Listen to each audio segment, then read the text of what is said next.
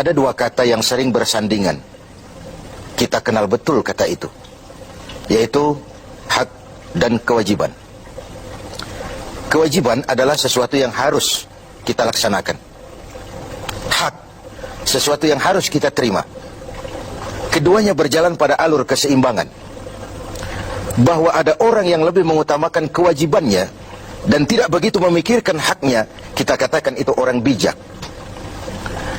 Ada orang yang menuntut haknya sesuai dengan kewajiban yang dia laksanakan, kita katakan itu orang yang adil. Ada orang yang hanya tahu hak, menuntut hak, tapi tidak pernah melaksanakan kewajiban, kita sebut itu orang yang tidak tahu diri.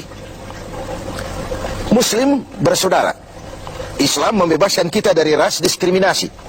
Persaudaraan itu diikat dengan nilai akidah, melintasi geografis, melintasi etnis. Dari manapun orang datang, apapun warna kulitnya, dari suku apapun ia dilahirkan, kalau akidahnya sama, itu saudara kita sebagai sesama muslim. Di dalam menjalin persaudaraan sesama muslim itu ada hak-hak saudara kita yang harus kita berikan kepada mereka. Artinya kewajiban kita memberikan hak itu kepada mereka. Apa hak itu? Sebuah hadis menyatakan hak seorang muslim atas muslim lainnya 7. Yang pertama, al-ijlalu lahu fi ainihi. Ia memandang saudara muslimnya itu dengan respek, dengan rasa hormat, dengan istilah orang-orang tua kita dulu, nguwong ke uwong. Orang itu ya dianggap orang apapun profesinya. Saudara muslim kita itu jadi pemulungkah dia, penarik becakkah dia, pekerja kasarkah dia, ada rasa respek kita terhadap dia, rasa hormat kita kepada dia, dan itu karena nilai-nilai akidah, nilai keimanan, bukan karena profesinya. Kalau kita hargai orang karena profesinya semata, jadilah penjilat kita ini. Bukankah Rasulullah SAW telah memberikan contoh yang sangat baik kepada kita? Beliau oleh Al-Quran dituntun, Qul innama ana basyarum mislukum. Katakan kepada mereka Muhammad, umatmu, aku manusia juga seperti kalian. Seolah-olah Tuhan ingin berpesan, Muhammad, jangan tempatkan dirimu di atas yang lain. Ternyata Rasulullah Sallallahu Alaihi Wasallam yang begitu baik hatinya, begitu mulia akhlaknya, begitu luar biasa ibadahnya, entoh oleh Allah masih diberikan bimbingan. Qul innama ana basyarum mislukum. Katakan kepada mereka Muhammad, aku manusia juga seperti kalian. Jangan tempatkan dirimu di atas yang lain. Kemapanan sering menggoda dan menggeser idealisme kita. Kemapanan sering membuat kita memandang kecil yang lain. Ora pati ngowong ke wong. Tidak bisa lagi mengorangkan orang. Sedikit punya jabatan, dada besar, hidung mekar, telinga lebar. Tidak ada apa-apanya orang lain. Tidak demikian mentalitas kita dalam ukhuwah, dalam bersaudara. Al-ijlalu lahu fi ainihi. Seorang muslim memandang muslim lainnya dengan rasa respek, ada rasa hormat, dan itu karena pertalian akidah semata-mata. Sekali lagi, apapun profesinya.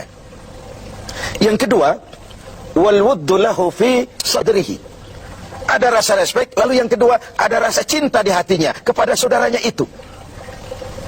Kesenangannya membuat kita senang, kesulitannya membuat kita juga ikut merasakan sulit. Bukankah muslim dengan muslim seperti satu tubuh? Kalau yang satu sakit, yang lain ikut merasakan sakit. Ini yang hilang dari kita sekarang. Ini yang tidak lagi kita miliki. Ketika ibu jari tersandung batu, mulut berkata aduh, kepala ikut pusing, air mata mengalir tanpa komando, refleks terjadinya. Bahkan tidak pernah ada ibu jari tersandung, mulut malah nyumpahi, rasain aja sendiri. Tidak mungkin seperti itu. Begitulah kita dalam menjalin komunitas sebagai seorang muslim. Ada rasa cinta di hati kita. Kemajuannya membuat kita senang. Semakin tinggi dia, semakin menjulang dia, semakin ikut senang kita. Senang dengan orang yang senang. Susah kalau melihat dia susah. Itu yang kedua. Lalu yang ketiga, wal muwasyat lahu fi malihi. Menyantuni dia di dalam hartanya. Ada proses take and give. Dia kaya, kita bersama mendampingi bagaimana dia bisa memanfaatkan hartanya di jalan Allah dengan cara yang baik. Dia memerlukan, bisa kita memberikan bantuan dengan tidak perlu mengharap balasan dari dia, karena keikhlasan tentu hanya mengharap balasan dari Allah Subhanahu wa taala.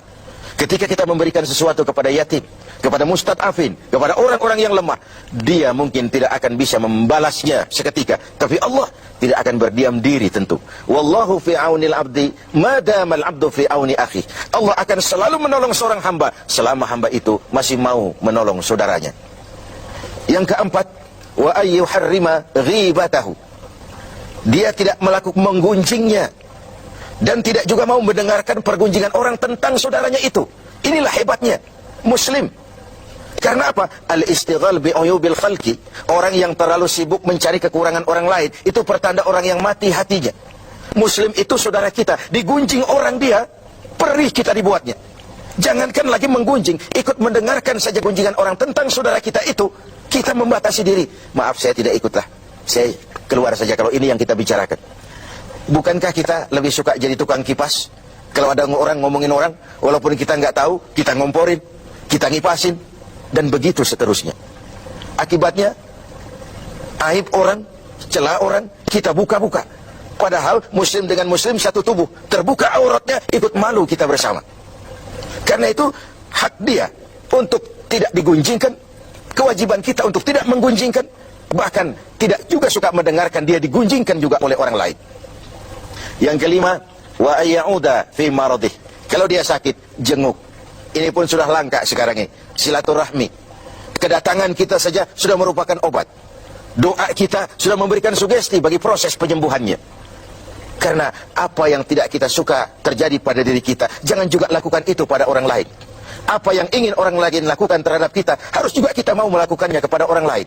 Kalau kita ingin dihormati, belajarlah menghormati orang lain. Kalau kita ingin didengarkan pembicaraan kita, suka jugalah mendengarkan pembicaraan orang lain. Ada proses take and give dalam kehidupan ini.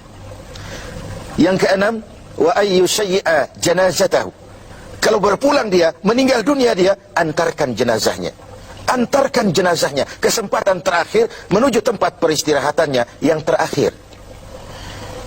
Lalu yang terakhir, wa alla yaqula lahu ba'da mautihi illa khairan. Setelah wafatnya, tidak ada pembicaraan lagi tentang saudaranya itu kecuali yang baik-baik saja. Tidak lantas setelah saudaranya meninggal, oh dia memang hutangnya di mana-mana itu. Oh di sana nipu, di sini nipu. Tidak. Setelah saudaranya tidak ada, meninggal, pembicaranya hanya tentang yang baik-baik saja dari saudaranya itu. Begitulah hak saudara kita yang harus kita berikan. Begitulah kewajiban kita yang harus kita laksanakan. Innamal mar'u ahadisun ba'dahu fakun hadisan hasanan liman wa'a. Manusia akan jadi pembicaraan setelah dia tidak ada. Maka berusahalah kau menjadi pembicaraan yang baik bagi orang-orang yang kau tinggalkan. Berusahalah dalam hidup ini agar kau jadi pembicaraan yang baik-baik bagi orang yang kelak kau tinggalkan itu. Inilah hak-hak yang harus kita berikan kepada saudara kita muslim. Ini pula kewajiban-kewajiban yang harus kita laksanakan sebagai muslim. Semuanya dalam rangka membentuk sebuah komunitas yang diikat tadi dengan nilai-nilai akidah. Al-mu'min kal-mu'min kal-bunyan yashuddu ba'dahu ba'da. Dalam riwayat lain, muslim dengan muslim seperti sebuah bangunan, yang satu harus saling memperkuat dengan yang lain.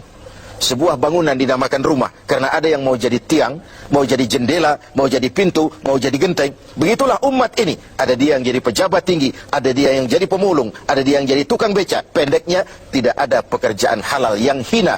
Dan jangan karena profesi menyebabkan kita memandang remeh dan ringan orang lain, betapa dan apapun dia.